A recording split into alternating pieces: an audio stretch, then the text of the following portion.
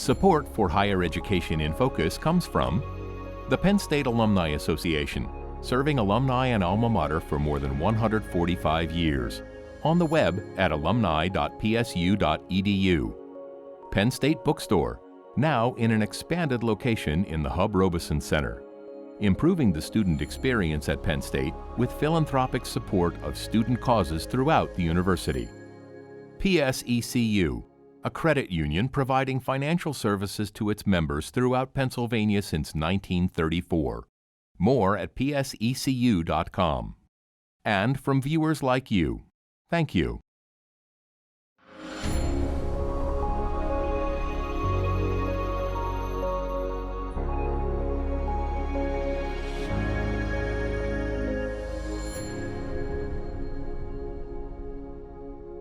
The number of students seeking assistance through Penn State's Counseling and Psychological Services, or CAPS, has increased 32% in the past 5 years. To address this growing need for support, CAPS is implementing a new embedded counselor program made possible through student and parent philanthropy. In this edition of Higher Education in Focus, Penn State President Eric Barron will take a look at the state of mental health on campus. Here to talk with him about that is Dennis Heisman, Senior Director of Counseling and Psychological Services, Ramon Guzman Jr., Executive Director of the Senior Class Gift Committee, and Rod Kirsch, Senior Vice President for Development and Alumni Relations. I'll be back later in the show to talk one-on-one with President Barron about mental health on campus, about the ongoing state budget impasse and how it may affect campus resources, and more.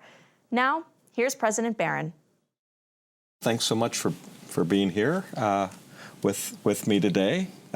Great and interesting and important topic. Let's just begin, Dennis, with what is Counseling and Psychological Services, aka CAPS. What does it do? Well, we are the primary counseling center for university students. We provide individual counseling, we do group therapy, we work with faculty and staff to kind of sensitize them to students in their classrooms that might profit from our services. We do research primarily through the Center for Collegiate Mental Health, which is a nationwide data-based research center for counseling centers. And we provide a variety of outreach programs and various educational interests that the students have. And what's the kind of magnitude of the number of students that are seeking services within CAPS? And is it changing? It has been changing, yes. We see over 3,000 students for formal treatment throughout the year. And that has gone up fairly significantly over the past few years. As the institution enrollment has increased about 5% over the past 6 years, our census at CAPS in terms of the numbers of students served has gone up about 33%. So there's much to be said about why that might be the case, but the fact remains that more students are seeking services now than ever before. So is there a lot of discussion about what's going on?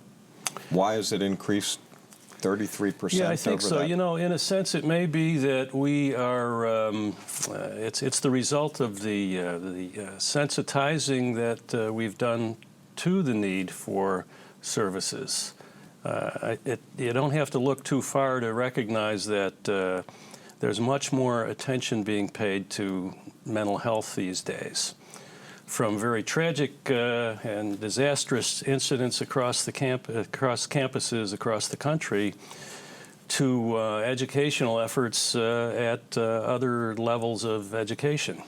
K through 12, it's hard to find any student nowadays that hasn't been somehow steeped in the understanding that emotional well-being and mental health is important. And I think our faculty and our staff, as well as our students, are much more able to recognize that there's a resource out there if you stumble along the way. So am I hearing that the increase may be a good thing? It may be a sense that some of the stigma about seeking help when you're under duress is Absolutely. is disappearing. Absolutely. With the reduction in stigma and the awareness on the part of students that this is something that is good for them and in their best interest and can reduce the hurdles that they might face in pursuing their education, that brings more students in. And so in a sense, by reducing stigma, we're increasing the likelihood that students will actually come in for services. Which puts pressure on the services. That's exactly right. Yeah. That's exactly right. Yeah. So, Ramon, in a little bit, we're going to talk about your role and the class gift. But is it your sense that students are feeling more and more comfortable about seeking help under? Yeah, I think when we look at what's going on campus and with UPUA and other different initiatives all across campus, we're stressed. We're definitely, I think, overwhelmed with just the entire college experience. But we also are becoming a little more comfortable with, okay, it's okay to be stressed, but there's a resource that we can go to. There are friends we can talk to who probably have used that resource before. Mm-hmm. And what are the types of issues? Is it okay to discuss what are sort of the major areas for which students seek counseling? Yeah, the primary kind of catch-alls are depression and anxiety, and this is not something unique to Penn State. In fact, most of what I'm saying could be generalized across the country.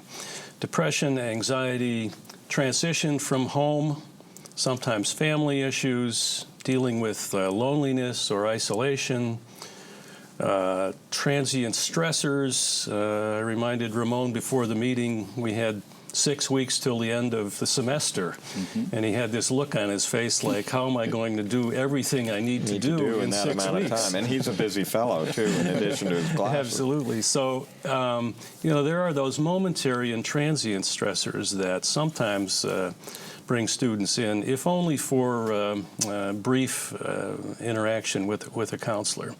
Counseling Center remains the one of the very few places on campus where a student can come in and get exclusive attention for their assigned time with no interruptions, no likelihood of anyone knowing about it if that would be their choice.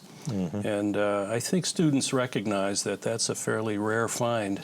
And with this growth in terms of the number of students that are accessing the services, are there wait times or triage that goes on, or how is that handled? Is there a sort of maximum or minimum wait time? Or? Yeah, there is. I say that we've had in the past 6 years a 33% increase in students seeking services, and arguably that percentage would be higher if there were additional staff. There's a ceiling as to how much vacancy you have in your caseload.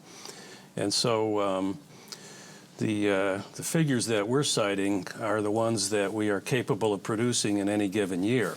Once we max out, and that's a fairly labor-intensive type of activity that we're engaged in. Once we max out, then we do have to start a waiting list. We try to stay ahead of that through the triage that you mentioned, and that's a brief encounter with a student to determine if the services we provide are appropriate for them. We rule in those that are more urgent, so we get them in right away.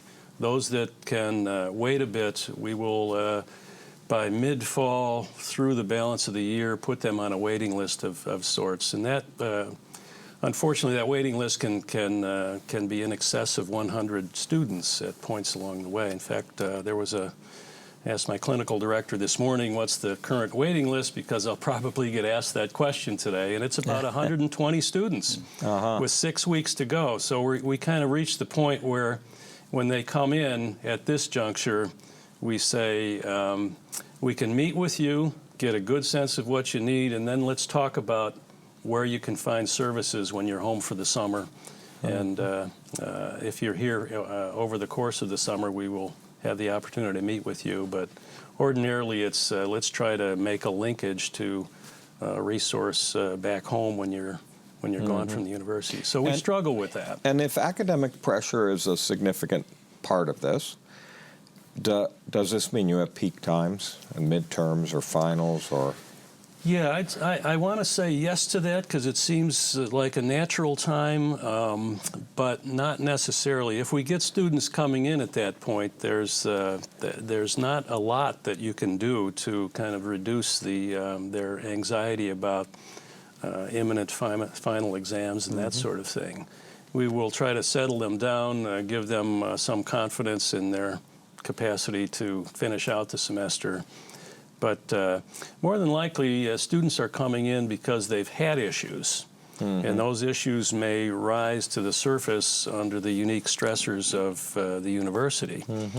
But by and large, I mean, among other things, what our research suggests is that the students that seek counseling at CAPS, 1 out of 2 have already been in counseling at some point before. 1 out of 4 have been on some form of psychiatric medication before they accessed our services. So, you know, there's the good news about early treatment and society's recognition of needs at an earlier point before students come to college is that, and in addition, the use of medications, students who were unable to manage a university experience in other generations are now able to do that here, provided they, in some instances, provided they continue their treatment or maintain their medication regimen. So we have a lot of students that wouldn't have been here 30 years ago because of the nature of their issues. But they have to remain diligent in taking the medication that's appropriate at the time. Unless they are beyond that point in terms of their recovery.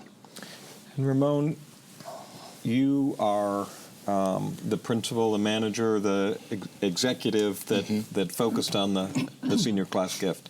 Right. So describe the class gift and why. So the class gift for this year's class of 2016 is an endowment to CAPS. It's a very independent and freely managed through the discretion of the director of the CAPS Center, an endowment that will allow an X amount of money annually to be allocated to CAPS in perpetuity for years to come. And the reason why, it's complicated, but it's pretty simple.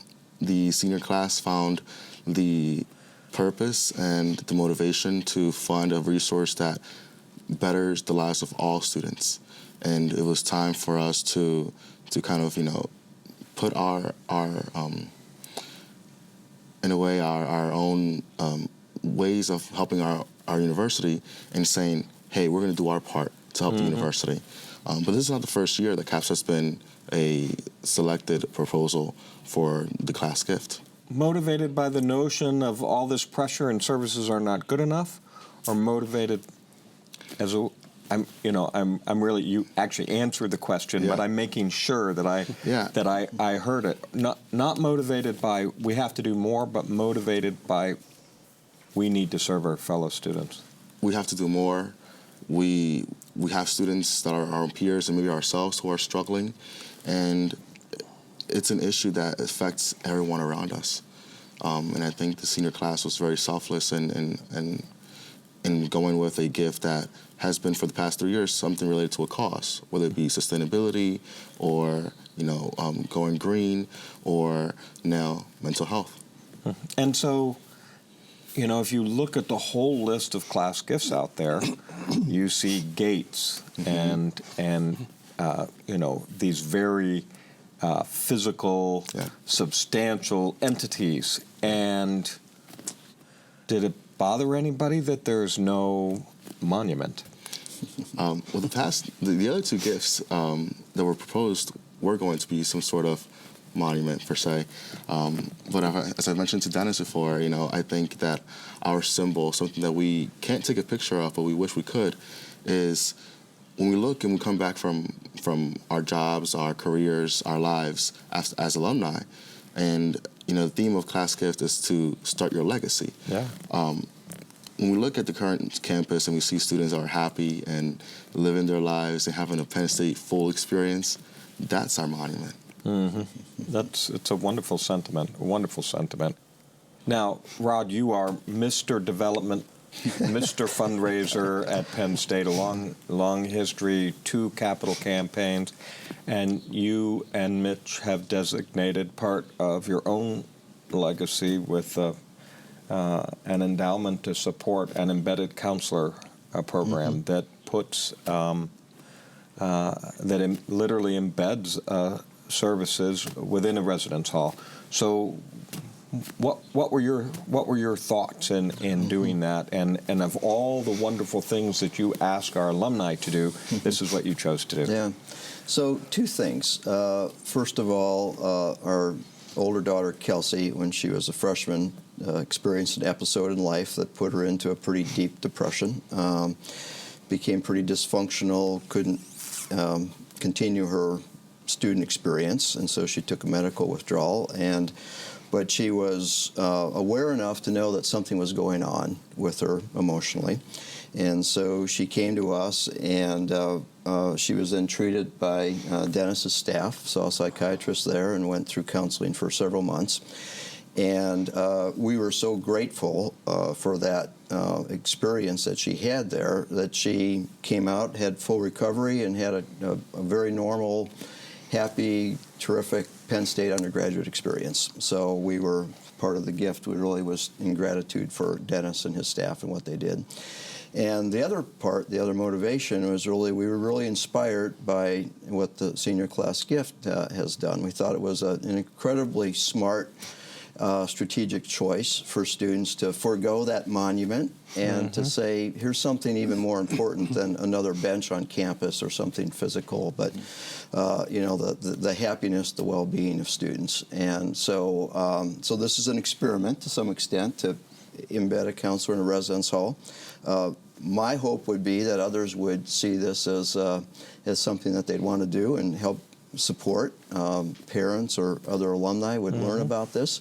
It would be wonderful, I was telling Dennis, if we had an embedded counselor in each of the residence hall areas, east, north, south, west. Yes. So we had 4 of these, not just one, and that it was sustained over a period of time. Because I think there are still students that feel a stigma of walking all the way over to Dennis's building. And so maybe if they're right there in the residence hall, they just go down the hall from where their room is, and they can go in and see somebody and do it in a way that, for them, creates less anxiety, when anxiety may indeed be part of the challenge.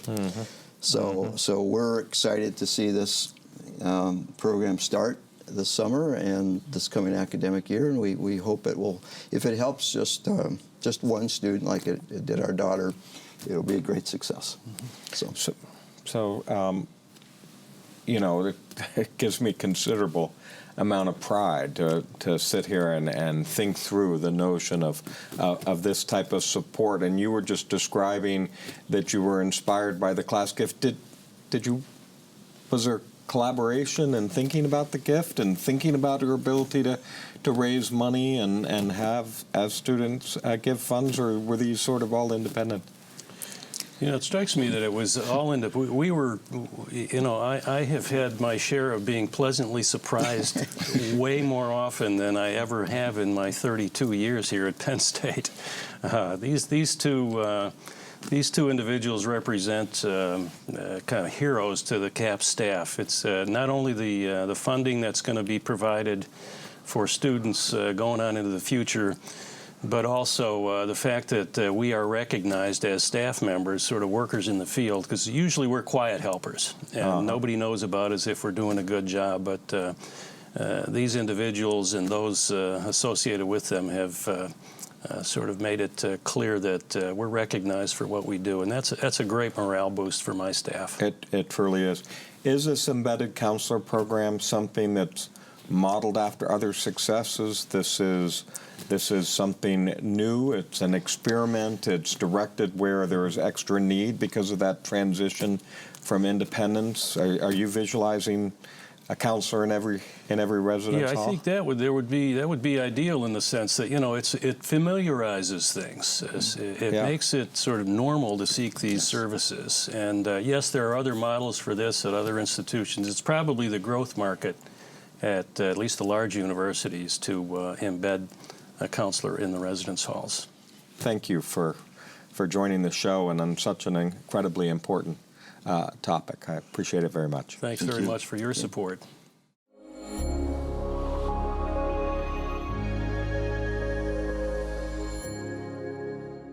Next up on Higher Education in Focus, I'll talk one-on-one with President Barron about his ideas for dealing with the increasing demand for mental health services, about what the ongoing state budget impasse means for Penn State, and more.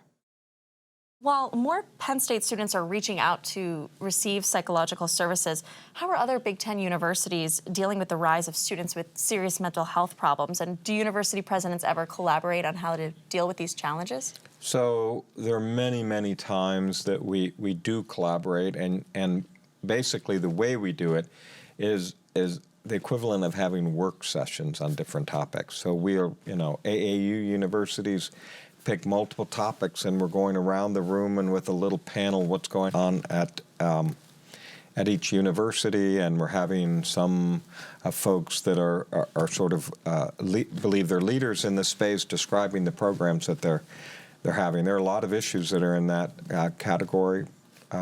Mental health in students and the demand for services is on the rise at every university out there. Back in 2004, even Congress, they recognized the need to take action in addressing the growing mental health crisis on campus with the Garrett Lee Smith Memorial Act. And this act dealt with programs such as addressing campus suicide prevention. And Penn State has unfortunately had to deal with some campus suicides, some quite recently.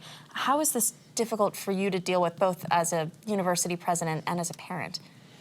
Yeah, there's just a tremendous sadness every time there is something that happens, and it doesn't matter in my previous job or this job. It seems to be that, you have this city of young people, and a lot of stresses, and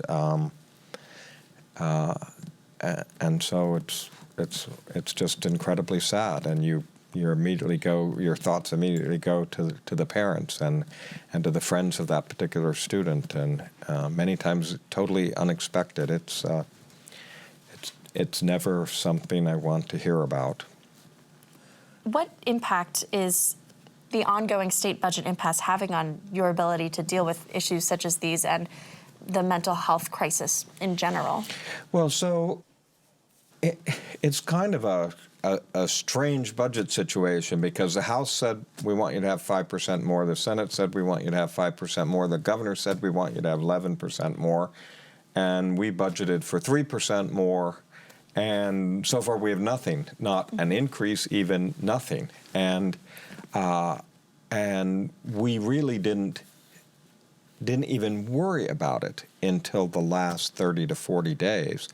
Because everybody said they wanted to give us more. Of course we'll have a budget, and everybody wants to give us more funds. So this is a good opportunity for some growth or to hold the line on tuition. But now, because we're getting closer to the end of the year, it seems much more threatening, and we're looking at under every rock and making sure that we can weather the storm. It's such a big number that it's hard to imagine that it wouldn't affect almost everything. Unfortunately, almost everything. With so much unknown going on in the future regarding the budget, what are some personnel and program cuts likely to be made? What programs are more vulnerable and more at risk for this? So, several things. One is that many buildings have been delayed in terms of their construction. These are all the academic buildings, the ones that we would fund off of tuition or state appropriation. We've fenced off a lot of one-time money in all our colleges and units. Some things are exempt because we have no choice but to pay the light bill, for example. We've asked people to have no regret strategies, that if they get to the point where the cliff is in front of us, that they don't say, well, I wish you told me that cliff was there because I wouldn't have done X or Y. We have a big concern with agriculture because we have a state appropriation of about $44 million. It leverages a lot of federal dollars. I can't ask a tuition to help support ag extension and 4-H programs. I can't ask a student to use their tuition dollar to support 4-H and ag extension. That means those jobs are at risk if the dollars don't appear. And about 1,100 employees will get notices on May 1st to have a 60-day warning. Many consequences across the university. Well, let's hope that doesn't happen. It's unthinkable in my mind. There's no such thing as a public research university without public dollars. Of course. Thank you so much. My pleasure. On behalf of Penn State President Eric Barron, we'd like to thank our guests, Dennis Heisman, Senior Director of Counseling and Psychological Services, Ramon Guzman Jr., Executive Director of the Senior Class Gift Committee, and Rod Kirsch, Senior Vice President for Development and Alumni Relations. For Higher Education in Focus, I'm Lauren Doyle. Thanks for joining us. Support for Higher Education in Focus comes from the Penn State Alumni Association, serving alumni and alma mater for more than 145 years. On the web at alumni.psu.edu. Penn State Bookstore, now in an expanded location in the Hub Robeson Center. Improving the student experience at Penn State with philanthropic support of student causes throughout the university. PSECU, a credit union providing financial services to its members throughout Pennsylvania since 1934. More at psecu.com. And from viewers like you, thank you.